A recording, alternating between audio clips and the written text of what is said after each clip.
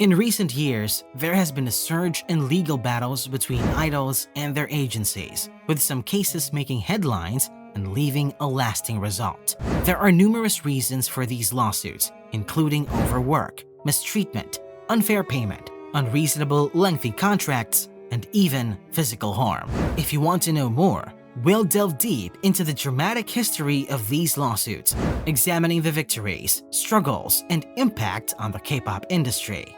Okay, cool. Let's get started. 3 former TVXQ members, Jae-jung, Yoo-chun, and Jun-so, later on known as JYJ, made headlines in 2009 when they filed a lawsuit against their agency, SM Entertainment. The lawsuit followed TVXQ's mainstream success in Japan and their breakout international hit, Miriatic. Prior to JYJ's legal action, it was nearly unthinkable for artists to take on their own agency. This lawsuit sparked a widespread debate about artists' rights and treatment, with fans rallying behind the members, voicing both support and concern for the members' well-being. JYJ stated that their exclusive 13-year contracts with SM Entertainment were unjust and overly restrictive. This agreement severely restricted their activities and profits. JYJ also claimed that the company planned events without their permission. Their main goal was to get out of their contracts with SM and set up a more equitable profit distribution system. The legal battle was finally settled in 2012 when JYJ's contracts were terminated and SM Entertainment agreed to stop interfering with their activities. Despite the settlement, JYJ's once so soaring popularity collapsed. They were placed on an upsetting industry-wide blacklist. According to an EBS news segment, many broadcast stations and music shows were hesitant to talk about JYJ due to SM's influence and fear of causing harm to their relationship with the company. These businesses persisted in avoiding working with JYJ even after the lawsuit was settled. In an emotional encore on EBS Space, Jin-soo thanked his devoted followers for their support during the ordeal and broke down in tears. As a surprise to everyone, Jae-jung joined Jin-soo as a guest on Naver Now together in 2021. He acknowledged that it has been a while since fans had seen them together and expressed skepticism about the likelihood of the group performing on network TV. Until now, the members of JYJ have not appeared together on public broadcasts, though they have made individual appearances. Another notable lawsuit occurred in December 2009 when Hangeng, a North Korean member of Super Junior, filed a lawsuit against SM Entertainment. This was the first legal action taken by a non-Korean member in the history of K-pop idols. Hangeng stated that certain contract clauses were illegal, harsh, and violated his rights. Furthermore, he disclosed that SM Entertainment had not given him a single day off for more than 2 years, which caused him to develop kidney disease and gastritis. The court made its decision in favor of Hangeng in December 2010. SM Entertainment responded by declaring that they would be appealing the court's ruling. In the end, Hangeng and SM Entertainment came to a mutually agreeable resolution to end their legal dispute in 2011. Hangeng went on to become one of the biggest stars in China after joining Yuan Entertainment.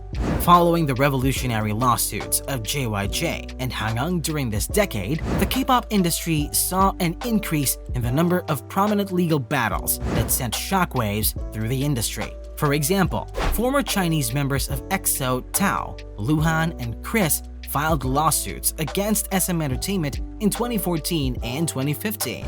They expressed worries about discrimination, unfair contract terms, unequal profit distribution, health problems, and a lack of career opportunities. Luhan and Chris were compelled to resolve their legal disputes with SM Entertainment in 2016. But despite no longer being a member of EXO, they were contractually bound to SM Entertainment until 2022.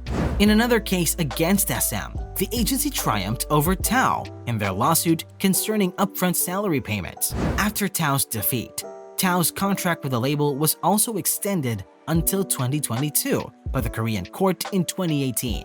These legal proceedings made it impossible for the 3 former members to pursue their careers freely in Korea and Japan.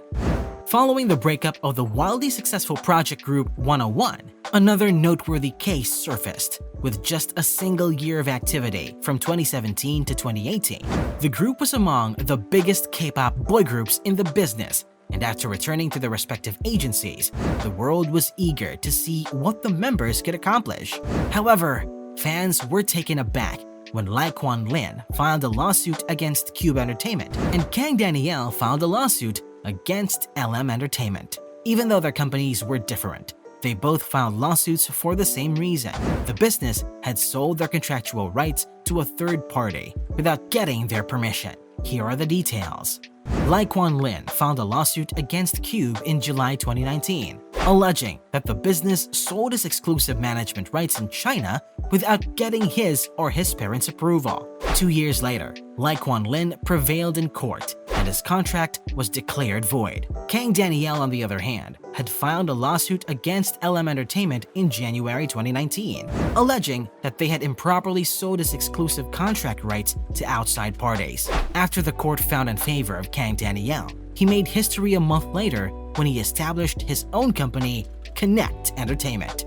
While the majority of illegal activity revolves around money and contract disputes, the TRCNG case is a wake-up call to the dark side of the Korean entertainment industry. TS Entertainment was sued in 2020 by two TRCNG underage members, Woo Yup and Tae-son. They allege extortion, assault, and abuse of children against the business, describing how their 2-year education delay was caused by the demanding practice schedules and their negative consequences. They also talked about being physically abused, which led to hospitalizations. While threatening legal action against the idols, TS Entertainment refuted these allegations, but despite the difficulties they encountered, Tae-son and Woo Yup never wavered.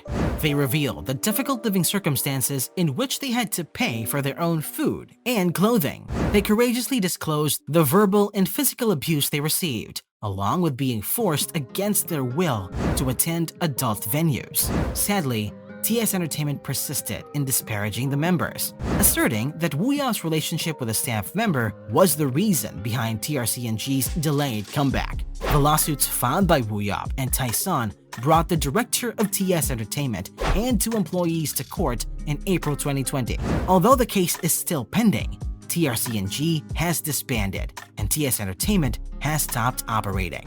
But this was not the last of it. Idols continue to speak out against mistreatment in the K-pop industry, as evidenced by recent lawsuits. EXO-CBX members Baekhyun, Xiumin, and Chen filed a contract termination request with SM Entertainment in June 2023.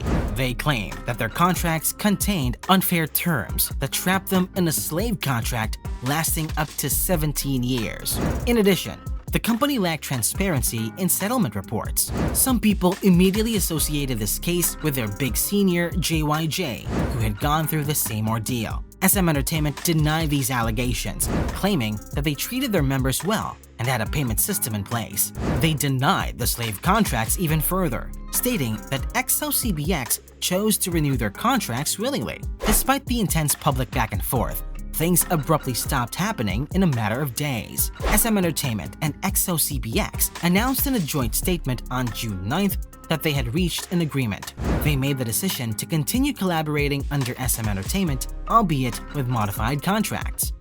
This next one might be the worst of it all. The legal dispute involving Omega X and SPIRE Entertainment garnered noteworthy coverage in the media as well. The group announced at a press conference that they were going to sue their agency for assault, intimidation, coerced indecent acts, and attempted threats. The group added that they would miss out on opportunities for comebacks if they declined to take part. Omega X won in January 2023. They also emphasized the agency's failure to provide clear financial documents and their continued promotion of the group despite the members' health issues. And as if we haven't seen enough of these lawsuits, 50-50 foreshadowed another messy battle. The group consistently made headlines for their remarkable accomplishments in K-pop history, as well as the startling developments in the drama surrounding their company's lawsuit. It all started when Attract filed lawsuits alleging fraud and duty breaches against the internal management. Furthermore, the CEO of Attract has accused Warner Group Korea of trying to force their members to break their contract. Interestingly, 50-50 retaliated by suing their own agency, claiming financial transparency violations, contract violations, and negligence for their welfare. The K-pop industry's facade has been shattered by the surge of lawsuits, exposing power imbalances, unfair treatment, and abusive practices within agencies. Idols' courageous acts of self-discovery have spurred important discussions and constructive changes in the industry. It is unclear if the industry will find other ways to safeguard artists and promote a healthier work environment, or if lawsuits will continue to be the most popular means of resolving conflicts as the battle of artists' rights rages on. What do you think the future holds for K-pop as idols gain more power and awareness of their rights? Tell us in the comments below.